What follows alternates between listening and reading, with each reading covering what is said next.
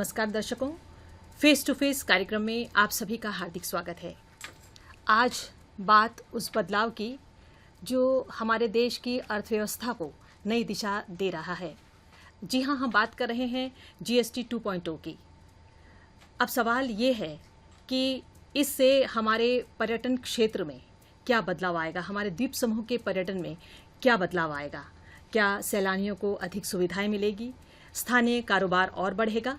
इन्हीं तमाम सवालों के जवाब के लिए आज हमने अपने स्टूडियो में आमंत्रित किया है Andaman chamber of commerce and industries के पूर्व अध्यक्ष एवं होटेलियर एसोसिएशन के अध्यक्ष श्री गिरीश अरोड़ा को, और साथ ही हैं Andaman association of tour operators Shri Vinod को। आप दोनों का कार्यक्रम में बहुत बहुत स्वागत है। सबसे पहले गिरीश अरोड़ा जी, आप हमें बताएं कि जीएसटी 2.0 के आने से पर्यटन क्षेत्र में क्या क्या बदलाव आ रहे हैं। जी, जीएसटी 2.0 एक रेवोल्यूशनरी रहा है हमारे टोटल पैन इंडिया में, क्योंकि उससे ना ही चीज़ों के दाम कम हुए हैं बल्कि टूरिज़्म पे भी बहुत इफ़ेक्ट आया है। पहले आपने देखा होगा कि रेस्टोरेंट्स जो हैं, स्टैंड अलोन रेस्टोरेंट्स जो हैं, उस पर ऑप्शनल था वेदर दे कैन चार्ज 5% या फिर 18% विद इनपुट। पर अब क्या है कि स्टैंड अलोन रेस्टोरेंट्स को, पैन इंडिया सारे स्टैंड अलोन रेस्टोरेंट्स को 5% जीएसटी चार्ज करना है विदाउट इनपुट क्रेडिट। तो ये डायरेक्ट बेनिफिट जो है सारे कस्टमर्स को जा रहा है। उनका जो फूड बिल है उस पर अब 18 की जगह 5% जीएसटी चार्ज होगा। उसके अलावा जो होटल के रूम्स थे उसमें भी 7,500 के नीचे it was 12% GST and above 7,500 18% पहले हो रहा था। अब जो है ये 7.5 के नीचे 5% कर दिया गया है और 7.5 के ऊपर 18% चार्ज हो रहा है। तो इससे पैकेज कॉस्ट और एंड कंज्यूमर को कॉस्ट ऑफ रूम कम हुआ है by the way of reduce in GST. तो इससे डायरेक्ट बेनिफिट मिलेगा क्योंकि पैकेजेस सस्ते होंगे, कॉस्ट ऑफ रूम कम होगा, और जो ट्रैवलर्स हम डायरेक्टली compete करते हैं अदर आइलैंड नेशन से या फिर दूसरे बीच डेस्टिनेशन से जैसे गोवा से, तो हम थोड़ा अट्रैक्टिव हो पाएंगे और हमारा डोमेस्टिक टूरिज़्म भी इंटरनेशनल टूरिज़्म से थोड़ा अट्रैक्टिव होगा। तो डेफिनेटली इससे बिजनेस इम्प्रूव होगा। ये डायरेक्ट इफेक्ट है। बट अदरवाइज जो है दामों में भी कमी आई है, हर चीज़ों में कमी आई है, उससे भी जो कॉस्ट ऑफ प्रोडक्ट है वो कम होगा इवेंचुअली। जी, तो जीएसटी 2.0 के आने से बदलाव ज़रूर आया है। विनोद जी, आप बताएं इस बदलाव का हमारे पर्यटन उद्योग पर क्या प्रभाव पड़ेगा। जैसा कि गिरीश जी ने बताया, होटल के रूम टैरिफ्स में जो कमी हुई है, इससे हमें पैकेज बेचने के लिए बहुत सुविधा होगी, क्योंकि हम compete कर रहे हैं। अक्सर लोग बोलते हैं कि अंडमान का पैकेज बहुत हाई होता है एयरफेयर्स के वजह से। तो ये जीएसटी में जो होटल्स के रेट्स में बदलाव आए हैं, इससे हमें पैकेज में बेचने के लिए रेट्स में सुधार आएगी, और ये जो रेट्स कम हुए हैं ये सीधे कंज्यूमर्स को बेनिफिट होगी। हमारे जो आने वाले अतिथि है उनको इसका फ़ायदा मिलेगा। तो ये ज़रूर हमारे पर्यटन उद्योग के लिए एक फ़ायदेमंद डिसीजन है। जी, अब आप बताएं कि अंतर्राष्ट्रीय पर्यटन को बढ़ावा देने के लिए सबसे बड़ी चीज़ होती है हवाई संपर्क। तो यहाँ से अंतर्राष्ट्रीय सेवाएं फिर कब से बहाल होंगी। आपने देखा होगा एक भव्य अंतर्राष्ट्रीय हवाई अड्डा हमारे पास है, और पिछले साल हमने देखा कि एयर एशिया ने यहाँ से पहला अपना अंतर्राष्ट्रीय हवाई यात्रा भी चलाया पोर्ट ब्लेयर से मलेशिया के लिए, और वो 6 महीने तक चला। हमारे यहाँ हम उम्मीद करते हैं कि जल्द से जल्द अंतर्राष्ट्रीय हवाई स्टार्ट हो हवाई यात्रा। ये अंतर्राष्ट्रीय हवाई यात्रा शुरू होने से न सिर्फ हमारे यहाँ पर्यटन उद्योग को, यहाँ के द्वीपवासियों को भी इससे फ़ायदा होगा। हम उम्मीद करते हैं कि जल्द से जल्द जनवरी-फरवरी तक ये दोबारा चालू होगा। जी, गिरीश जी, अब आप बताएं इस समय वीर सावरकर अंतर्राष्ट्रीय हवाई अड्डे से कितनी हवाई सेवाएं संचालित हो रही हैं। इस वक्त अक्टूबर से अराउंड एवरेज 16-17 फ्लाइट्स हैं।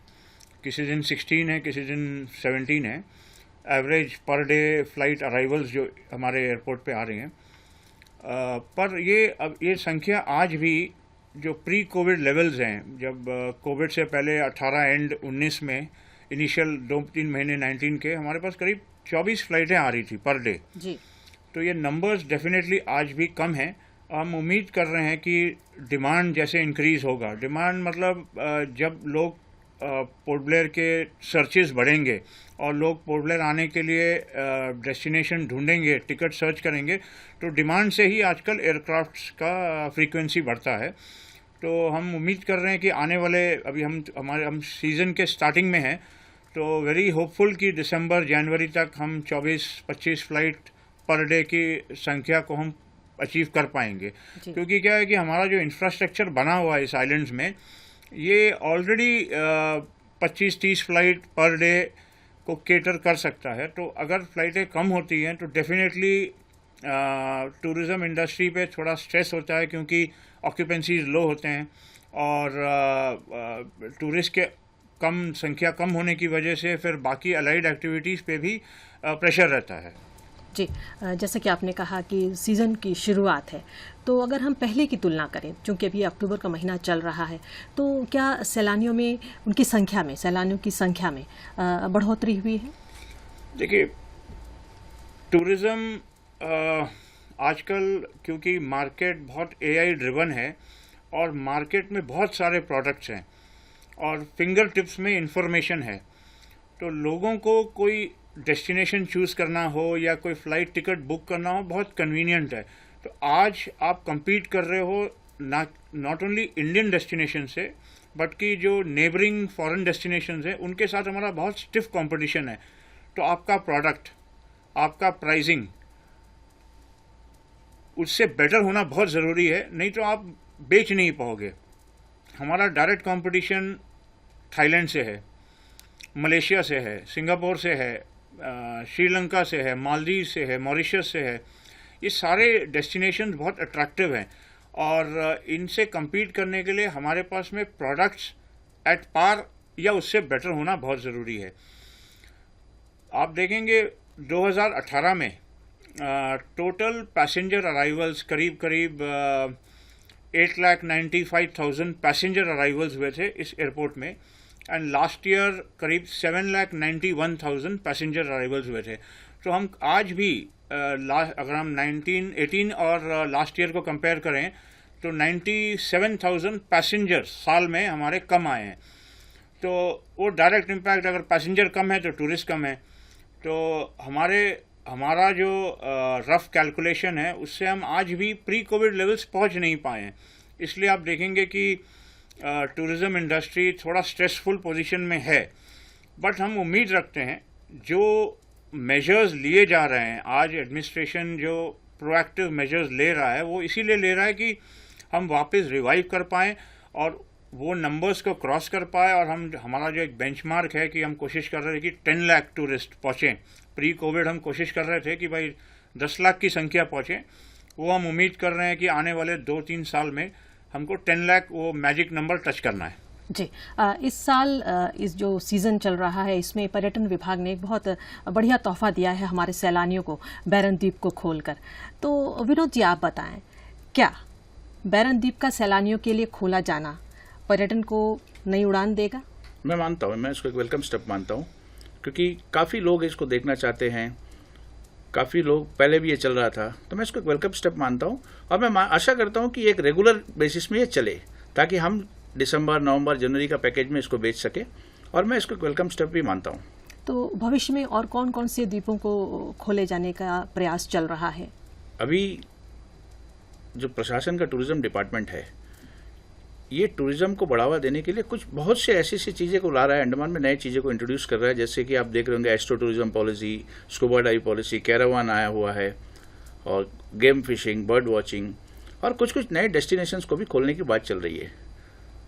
तो हम आशा करते हैं कि इन सब नए डेस्टिनेशन के खुलने से और बाकी द्वीपों में भी एडवेंचर स्पोर्ट्स का इंट्रोड्यूस होने से पर्यटकों को ऑप्शन मिलेगी बहुत जगह जाने के लिए। हडबे के लिए भी कुछ काम कर रहे हैं, कनेक्टिविटी थोड़ा इंप्रूव होगा तो हमारे यहाँ टूरिज्म जरूर बढ़ेगा। कनेक्टिविटी के बारे में गिरीश जी आप बताएं। जैसा विनोद जी ने कहा, एडमिनिस्ट्रेशन ने अभी हाल ही में सिंक का SOP फाइनल किया है। तो सिंक is one of that destination जो एक बहुत प्रॉमिसिंग डेस्टिनेशन है, जैसे बैरन है, और सिंक के SOP की वजह से अब वहाँ कनेक्टिविटी स्टार्ट होनी चाहिए। और उसी तरह अभी रिसेंटली एडमिनिस्ट्रेशन ने हाउस बोट पॉलिसी फाइनल की है, तो वो भी एक नया टाइप का टूरिज्म है। जैसे हाउस बोट्स केरला में और कश्मीर में अवेलेबल हैं, उसी तरह के हाउस बोट्स यहाँ पर और जी। इवन नॉर्थ एंड मिडल में इस पॉलिसी के आने के बाद आने की उम्मीद है। जी। कनेक्टिविटी जैसा आपने कहा बहुत प्राइम है और इसमें प्राइवेट लोगों का रोल बहुत इम्पोर्टेंट है। आज स्वराज द्वीप और शहीद द्वीप में कनेक्टिविटी होने का मेन रीज़न है कि प्राइवेट प्लेयर्स ने पैसेंजर फेरी सर्विसेज वहाँ पे शुरू किया है। जी। उसी तरह हम लोग ये भी चाह रहे हैं कि बैरन आइलैंड, सिंक आइलैंड, जी। जी। लॉन्ग आइलैंड, इसमें भी regular passenger services private people लोग ला पाएँ। उससे क्या होगा कि एक कॉस्ट कंटिन्यूटी ये हम लोग मेंटेन कर पाएंगे। बाराटांग एक ऐसा डेस्टिनेशन है जहाँ पर हाउस बोट की सर्विस शुरू करने की कोशिश कर रहे हैं प्राइवेट सेक्टर, और बाराटांग को हैवलॉक से कनेक्ट करने की भी एक कोशिश 2 साल पहले हमने की थी, पर वो वापस से हम चाह रहे हैं कि वो स्टार्ट कर पाएँ। तो उससे क्या होगा कि लोग हैवलॉक से बाराटांग होकर पोर्ट ब्लेयर बाय रोड आ सकते हैं। जी। तो ये कुछ प्रोजेक्ट्स हैं जो गवर्नमेंट के साथ मिलकर प्राइवेट सेक्टर करने की कोशिश कर रहे हैं। सी प्लेन चलाने की कोई योजना है? सी प्लेन गवर्नमेंट ऑफ इंडिया ने उड़ान स्कीम के तहत सी प्लेन के रूट्स को ऑलरेडी अलॉट किया है। ये मेरे ख्याल से शायद तीसरी बार उन्होंने अलॉट किया है, पर अभी तक किसी ने ऑन ग्राउंड सी प्लेन यहाँ पर ला नहीं पाए हैं। सी प्लेन को लाने में काफ़ी चैलेंजेस हैं, उसका repair, maintenance, available of aircraft, काफ़ी चैलेंजेस हैं। बट एडमिनिस्ट्रेशन अपनी तरफ से बहुत कोशिश कर रहे हैं कि सी प्लेन सर्विसेज शुरू हो। सी प्लेन सर्विसेज और हाई एंड टूरिज़्म ये हैंड इन हैंड है। जैसे बड़े होटल्स आएंगे, क्योंकि सी प्लेन का ऑपरेशन एक्सपेंसिव है, टिकट्स भी एक्सपेंसिव होते हैं, तो इसको अफोर्ड भी हाई एंड टूरिस्ट ही कर पाएगा।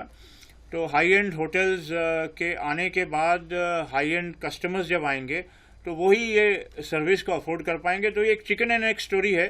तो सी प्लेन और हाई एंड कस्टमर्स, तो जैसे जैसे बड़े प्रॉपर्टीज बनेंगे तो आई थिंक सी प्लेन भी स्टार्ट हो जाएगा। हमारे द्वीप समूह में ऐसे और कौन कौन से क्षेत्र हैं जिनको पर्यटन के तौर पर उनका विकास किया जा सकता है? हम लोग एडवेंचर स्पोर्ट्स का हमारे वहाँ बहुत स्कोप है। जी। लोग कहते थे कि एडवेंचर स्पोर्ट्स का हब गोवा है। मैं मानता, क्योंकि मैं मानता हूँ अंडमान में जो एडवेंचर स्पोर्ट्स है, अब देखिए हम बहुत लेटेस्ट एडवेंचर स्पोर्ट्स हमारे वहाँ आ गया है। गेम फिशिंग को भी हम एक एडवेंचर स्पोर्ट्स में ही मानते हैं, उसका भी अच्छा प्रमोशन चल रहा है। हमारे पास वाटर स्कूटर, सेमी सबमरीन, हमें एक प्रमोशनल कैंपेन चलाना चाहिए जहाँ हमें अपने आप को एडवेंचर स्पोर्ट्स हब बनाना चाहिए। हमारे पास हेरिटेज सर्किट्स है, हमें उनको इंट्रोड्यूस करना चाहिए। जैसे गिरीश जी ने बताया, लॉन्ग आइलैंड हैवलॉक का एक सर्किट चलाना चाहिए, बाराटांग से हैवलॉक, ऐसे हमें कुछ कुछ नए रूट्स को और नए जगहों को खोलना चाहिए और एडवेंचर स्पोर्ट्स को खूब मार्केटिंग करना चाहिए। जी। हमारा द्वीप जो है हिस्टोरिकल आइलैंड कहा जाता है। पूरे द्वीप समूह में, पूरे विश्व की अगर बात करें तो हमारा द्वीप समूह का एक ऐतिहासिक महत्व है। तो हमारे द्वीपों को देशभक्ति पर्यटन गंतव्य के रूप में स्थापित करने के लिए क्या किया जा रहा है? मैंने वही कहा ना कि इसको एक तीर्थ स्थल के रूप में हमें मार्केटिंग करना चाहिए। और मैंने जो हेरिटेज वॉक बोला, ये पूरा आपका जो सवाल था उसी से जुड़ा हुआ है। हमारे हेरिटेज वॉक में सारा हिस्ट्री जुड़ा हुआ है। हमें आज की जनरेशन को बताना चाहिए कि भारत का जो आज़ादी था उसमें अंडमान की क्या भूमिका थी, आज़ादी का पहला तिरंगा यहाँ लहराया गया। तो एक सर्किट बनाकर हमें इसको बेचना चाहिए। हिस्टोरिकल टूरिज्म के लिए भी लोग आते हैं। तो ये जो हेरिटेज वॉक का इंट्रोडक्शन मैंने बोला, ये इसी का एक हिस्सा है। जी। गिरीश जी, आपका क्या ख्याल है? देखिए, अभी एडमिनिस्ट्रेशन ने जो सुभाष द्वीप हैं, रॉस आइलैंड, उसका उन्होंने अभी कंसल्टेंसी किया है और उस पूरे आइलैंड को एक डे डेस्टिनेशन के तौर पे डेवलप करने का प्लान चल रहा है। सिमिलरली वाइपर आइलैंड पे भी अभी कंसल्टेंसी कर रहे हैं, जिससे वाइपर आइलैंड को भी एक कंप्लीट डे डेस्टिनेशन की तरह डेवलप किया जाएगा। तो अपार्ट फ्रॉम सेलर जेल और जो हमारे पोर्ट ब्लेयर में एग्जिस्टिंग हिस्टोरिकल मेमोरियल्स हैं, वाइपर और रॉस के डेवलप होने से ये कंप्लीट एक सर्किट बन जाएगा जो British, Japanese history, freedom struggle को कंप्लीट सर्किट को डेवलप करेगा। और पेट्रियाटिक टूरिज्म जो हमारा एक स्ट्रेंथ है, अपार्ट फ्रॉम बीच टूरिज्म या जो eco friendly wildlife tourism हमारा है, उसके अलावा पेट्रियोटिक टूरिज्म भी हमारा एक बहुत बड़ा स्ट्रेंथ है, उसको भी डेवलप करने का एक बहुत अच्छा रास्ता तैयार हो जाएगा। जो हमारे देश के युवा है, सबसे मजबूत कड़ी होती है समाज की, तो पर्यटन के माध्यम से रोजगार उत्पन्न करने के लिए क्या किया जा रहा है? Madam, tourism is the only industry in these islands. मतलब अगर आप देखें, गवर्नमेंट सेक्टर के बाद में सबसे ज़्यादा रोजगार भी नहीं बोलूँगा, एंटरप्रेन्योरशिप अगर कहीं पे है तो वो टूरिज्म में है। आज आप देखिए करीब 700-800 छोटे बोट्स चल रहे हैं from Diglipur two port Blair. ये सारे बोट्स जितने हैं, ये सारे ओनर्स आइलैंडर्स हैं, ऑपरेटर्स आइलैंडर्स हैं।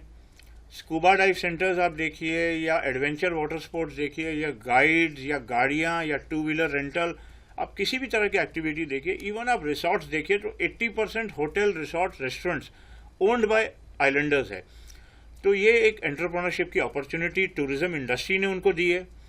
अब वो जॉब सीकर्स नहीं, जॉब क्रिएटर्स बन गए हैं। अच्छा, मोदी जी की सरकार ने जो लोन देने के सिस्टम को इतना ईज किया है कि आज आप हर सेक्टर पे कोलैटरल फ्री लोन ले सकते हैं। तो गाड़ी लेना, बोट लेना या अपना कोई व्यवसाय स्टार्ट करना, बैंक से 10 लाख से 1 करोड़ तक का लोन आपको कोलैटरल फ्री मिल रहा है। तो ये सब की वजह से आज डायरेक्टली इनडायरेक्टली टूरिज्म इंडस्ट्री इस आइलैंड्स में 70% हाउस होल्ड को डायरेक्टली या इनडायरेक्टली अफेक्ट कर रहा है। किसी ना किसी रूप में हर घर में कोई ना कोई आदमी टूरिज्म से डायरेक्टली या इनडायरेक्टली इन्वॉल्व है।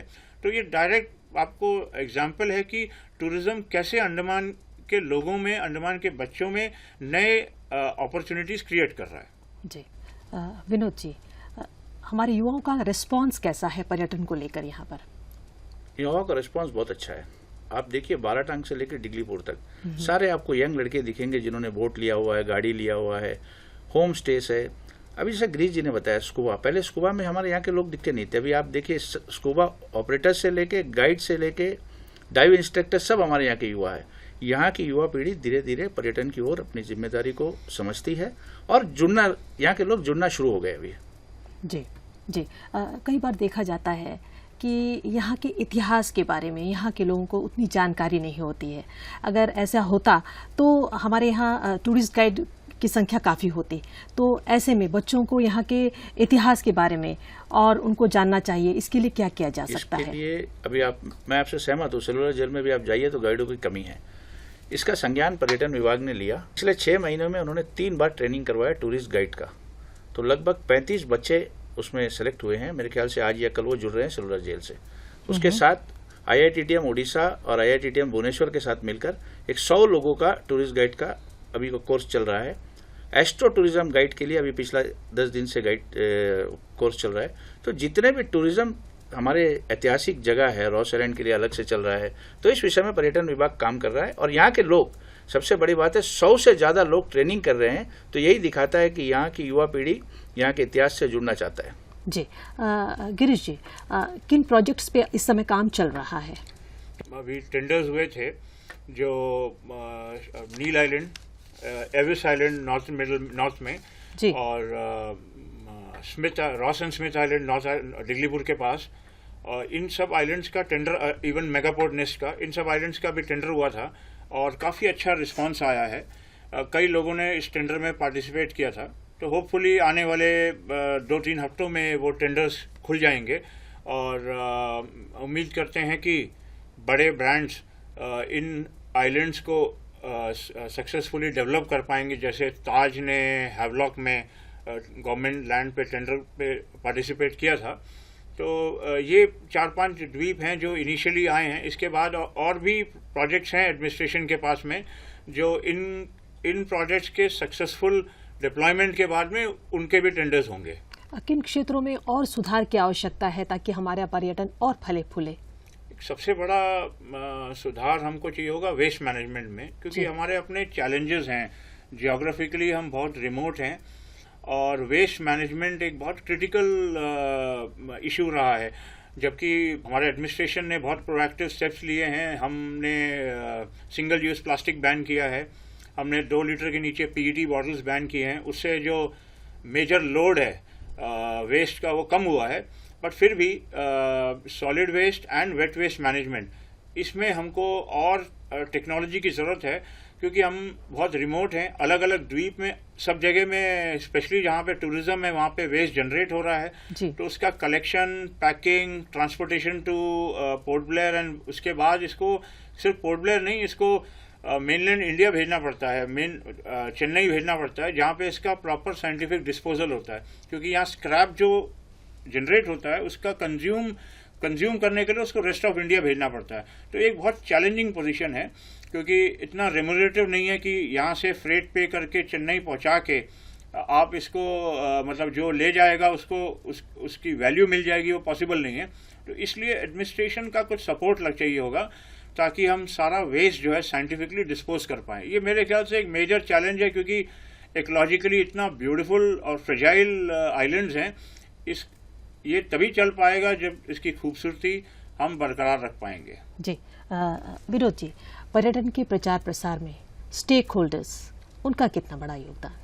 प्रचार प्रसार में अभी आप देखेंगे तो स्टेक होल्डर्स का सबसे ज़्यादा योगदान है जी। होटेलियर्स है, टूर ऑपरेटर्स एसोसिएशन है, 3-4 एसोसिएशन है, सारे स्टेक होल्डर्स, क्रूज ऑपरेटर्स है, सब मिलकर पूरे भारत में ही नहीं पूरे विश्व में जितनी भी टूरिज्म फेयर्स लगती है इसमें प्रमोट करते हैं। सब ने अपने अपने कंसल्टेंट्स रखे हुए हैं, मतलब स्टेक होल्डर्स का बहुत बड़ा योगदान है। साथ ही साथ अभी पर्यटन विभाग भी पिछले 6 महीने से वो भी हमारे साथ पार्टिसिपेट कर रहे हैं। तो स्टेक होल्डर्स न सिर्फ देश में बल्कि बाहर में भी ब्रांड अंडमान को प्रमोट करने के लिए एक बड़ी भूमिका निभा रहे हैं। जी गिरीश जी, आइलैंड टूरिज्म फेस्टिवल के अलावा बड़े पैमाने पर सस्टेनेबल टूरिज्म को बढ़ावा देने के लिए क्या किया जा सकता है? देखिए, डेस्टिनेशन को प्रोमिनेंस देना है, तो it can be music festivals, sustainable music festival sunburn भी है, और ज़ीरो जो मिजोरम में होता है वो भी है। सो सस्टेनेबल म्यूजिक फेस्टिवल्स किए जा सकते हैं, फूड फेस्टिवल्स किए जा सकते हैं, फिल्म फेस्टिवल्स किए जा सकते हैं। बेसिकली क्या है कि हमको डेस्टिनेशन को लोगों के बीच में प्रोमिनेंट करना है और प्रोडक्ट डेवलप करना है। जितना हम यहाँ में लोकल, अभी जैसे हमारे इंफ्रास्ट्रक्चर में बहुत काम चल रहा है, कई प्रोजेक्ट्स चल रहे हैं, लेकिन सब अभी आने वाले कुछ वर्षों में कंप्लीट होंगे। तो ये सारे जब कंप्लीट हो जाएंगे तब जाके वो आपके पास में प्रोडक्ट पोर्टफोलियो में अवेलेबल होंगे, और तब जाकर लोग वो देखने के लिए आएंगे। तो हमारा मानना ये है कि अपार्ट फ्रॉम इंटरनेशनल फेस्टिवल्स, हमको लोकल प्रोडक्ट्स जो हैं हमारे पास, जिसको देखने के लिए टूरिस्ट आ रहे हैं, उसको भी डेवलप करना है, और इंटरनेशनल स्केल पे, क्योंकि आज टूरिस्ट के पास अवेलेबिलिटी और कनेक्टिविटी इतनी अच्छी है कि वो कहीं भी जा सकता है। तो अंडमान क्यों आए? वो तभी आएगा जब आपके पास में वो प्रोडक्ट होगा, और वो प्रोडक्ट को आप मार्केट कर पाओगे, आप उसको शोकेस कर पाओगे प्रॉपरली, तभी उसको डेवलप कर पाओगे। जी अब विनोद जी, यहाँ के जो आम नागरिक है पर्यटन को बढ़ावा देने के लिए किस तरह से अपनी भागीदारी निभा सकते हैं? आपने देखा होगा पिछले 1-2 वर्ष से बेड एंड ब्रेकफास्ट का एक कंसेप्ट शुरू हुआ अंडमान में जी। तो काफी लोग हाउस होल्ड्स इससे जुड़े हुए हैं। तो आम नागरिकों का एक तरह से पर्यटन उद्योग में आना शुरू हुआ बेड एंड ब्रेकफास्ट से। और अभी कुछ फेस्टिवल्स चल रहे हैं, current food festival, monsoon festival, Nicobari food festival, coconut festival. तो इसमें जब आप देखेंगे तो यहाँ के सारे जो हाउस होल्ड्स है उनका स्टॉल लगा हुआ है। इस बार मैं अभी फ्ली मार्केट गया था तो बम्बू फ्लाट, विमरलीगंज से काफ़ी लोगों का वहाँ पे स्टॉल लगा था। तो धीरे धीरे दीपों के जो लोग हैं वो पर्यटन उद्योग से जुड़ रहे हैं, अपने कलाकारी के माध्यम से, अपने फूड स्टाइल से, अपने कल्चर से। तो ऐसे लोग जुड़ रहे हैं और ये देखने को मिल रहा है बदलाव। जी गिरीश जी, नई पीढ़ी को पर्यटन कौशल प्रशिक्षण देने की कोई योजना है?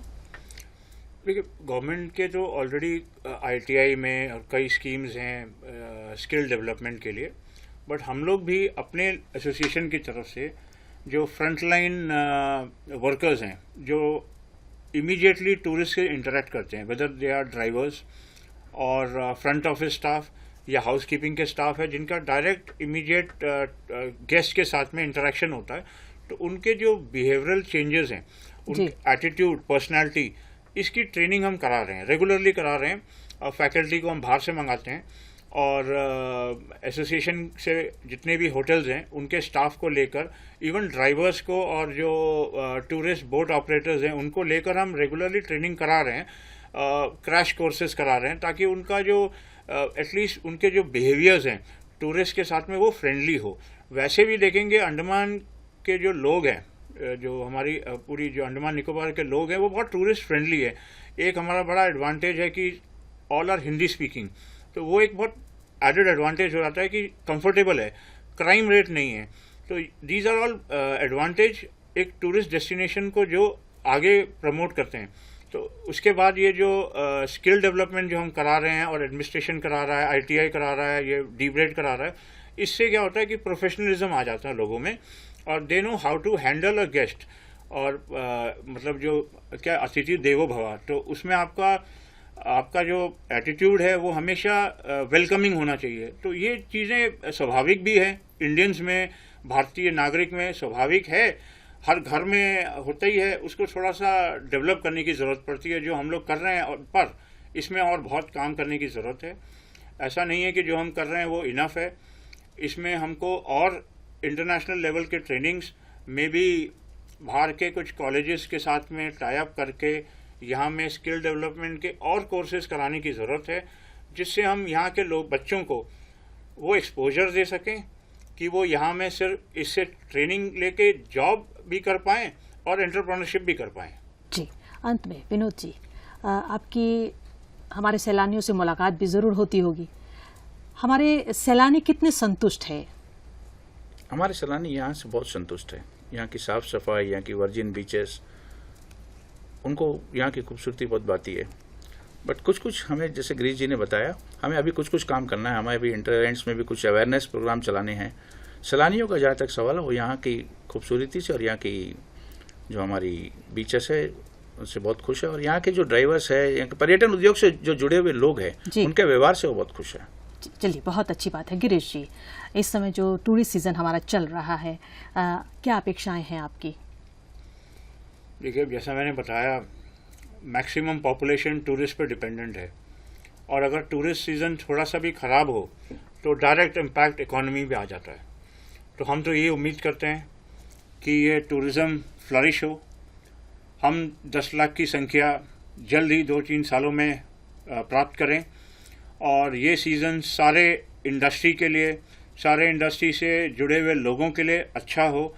और क्योंकि लोगों ने बैंक से लोन लिए हुए हैं और लोन लेके अपना व्यवसाय स्टार्ट किया है, तो टूरिस्ट के आने से ही हर ऑपरेटर का, हर होटलियर का, हर रेस्टोरेंट का इनकम बढ़ता है और वो अपने बैंक के किस्त चुका पाता है। तो हम यही उम्मीद करते हैं कि और टूरिस्ट आएँ और यहाँ की इकॉनमी डेवलप हो। जी, तो हम उम्मीद करते हैं कि सरकार का प्रयास, स्टेक होल्डर्स के सहयोग और लोगों की भागीदारी, ये तीनों मिलकर हम अपने पर्यटन को ऊंचाइयों तक ले जाएंगे और हमारा पर्यटन विश्व पर्यटन मानचित्र पर एक अपनी अलग जगह बनाएगा।